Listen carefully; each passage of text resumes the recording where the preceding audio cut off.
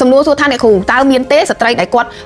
របៀបថាគាត់កើតមកអត់មានសន្ទះព្រមចារីនឹងតែម្ដងចាតើមានដែរឬអត់អញ្ចឹងចម្លើយចាទៅវិញគឺរឿងពិតចារឿងពិតហើយក៏រឿងដែលបងប្អូនត្រូវតែដឹងដែរថានៅក្នុងសុខភាពស្ត្រីមិនបាច់ចាំនិយាយដល់រឿងអត់មានសន្ទះព្រមចារីទេអត់ស្បូនក៏មានអត់រុនទ្វាមាសក៏មានអត់រុនគូតក៏មានអត់រុនដូនក៏មានចាអត់កសោមពងយីក៏មានអញ្ចឹងគឺជាគេហៅថា abnormally ចាភាពខុសប្រក្រតីនៃប្រព័ន្ធរាងកាយក៏ដូចជាប្រព័ន្ធសុខភាពពីកំណើតគេហៅថាភាពមិនប្រក្រតីពីកំណើតអញ្ចឹងក្នុងហ្នឹងក៏មានតាក់ទងជាមួយនឹងសន្ទះព្រមចារីឬក៏ហ៊ីមិននឹងដែរដែលស្ត្រីអាចនឹងកើតមកមិនមានឬក៏គ្មានជាលិកា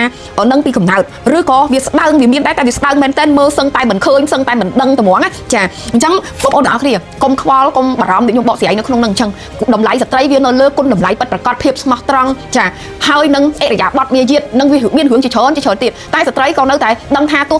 ខ្លួនឯងមិនបានវាស់វែងទៅលើសន្ទះព្រហ្មចារីក៏ដោយប៉ុន្តែអាភាពស្អាតស្អំនិងបរិសុទ្ធរបស់ស្ត្រីហ្នឹងគឺមានគ្រប់ពេលមិនថាយើងមិននៅលីវឬក៏យើងមានដៃគូឬក៏យើងមានគ្រូសាស្ត្រអីទេព្រោះវាជាគុណតម្លៃដល់ធំធេងរបស់ស្ត្រីតែម្ដងអាហ្នឹងចាហើយស្ត្រីក៏ត្រូវតែប្រកាន់ភ្ជាប់អានេះបើក្នុងនាមខ្ញុំជាស្ត្រីដូចគ្នាណាចាអញ្ចឹងកុំបារម្ភហើយកុំឲ្យភាពដែលយើងមិនដឹងឬក៏កុំឲ្យភាពដែលមិនច្បាស់លាស់ធ្វើឲ្យយើងបាត់ទំនុកចិត្តថាអូវាមិនដឹងថាយើងវាដាច់ឬក៏មិនដាច់វានៅឬក៏មិននៅឬក៏ធម្មជាតិពីកំណើតយើងមានអាហ្នឹងអត់គឺពេលដែលយើងមានដៃគូឬក៏យើងរៀបការទៅគ្រួសារដៃគូយើងអត់សប្បាយចិត្តនឹងរឿងទាំងអស់ហ្នឹងសុំតាមដានបន្តជាមួយវីដេអូរបស់ខ្ញុំតាក់ទងមួយបទពិសោធន៍ជីវិតគូនេះចាបងប្អូននឹងជ្រាបកាន់តែច្បាស់បន្តិចម្ដងតែបើសិនជាបងប្អូនចង់ទទួលបានព័ត៌មានលម្អិតបន្ថែមឬក៏ការស្វែងយល់ពីប្រព័ន្ធរាងកាយរបស់ខ្លួនទៅលើប្រព័ន្ធបន្តពូជស្វែងយល់ឲ្យដឹងថាតើរាងកាយរបស់ខ្លួនចំណុចណាគេហៅអីចំណុចណាគេហៅអីគេហៅថាមូលដ្ឋានគ្រឹះសម្រាប់ជីវិតយើងឬក៏មុនពេលដែលយើងរៀបការ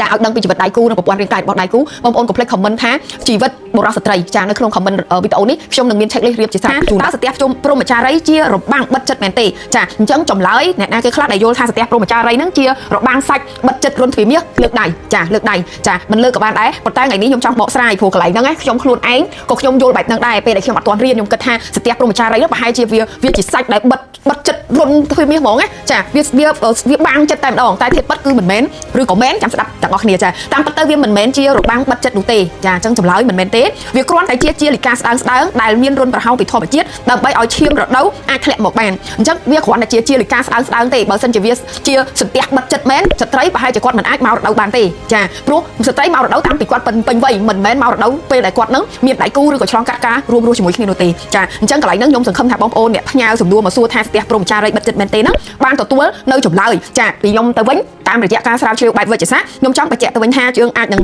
ឈប់យល់ខុសទៀតទៅចាហើយមកស្វែងយល់អំពីសុខភាពបុរសស្ត្រីក៏ដូចជាបទពិសោធន៍នៃជីវិតគូជាច្រើននៅក្នុងប៉ុស្តិ៍របស់អ្នកគ្រូសីពៅគឺប៉ុស្តិ៍បទពិសោធន៍ជីវិតគូខ្ញុំនឹងចែករំលែករាល់បទពិសោធន៍ទាំងអស់នៅក្នុងវិស័យនេះរួមជាមួយចំណេះជំនាញរបស់ខ្ញុំជូនទៅកាន់បងប្អូនទាំងអស់គ្នាចាអញ្ចឹងកុំភ្លេចបើសិនជាមានសំណួរមាន Q&A អីអត់ហ៊ាន comment ផ្ញើឆាតចូលមក page របស់អ្នកគ្រូសីពៅបានចាជួបគ្នានៅ Q&A ជាច្រើនរយពាន់ Q&A ទៀតចាអរគុណបងប្អូន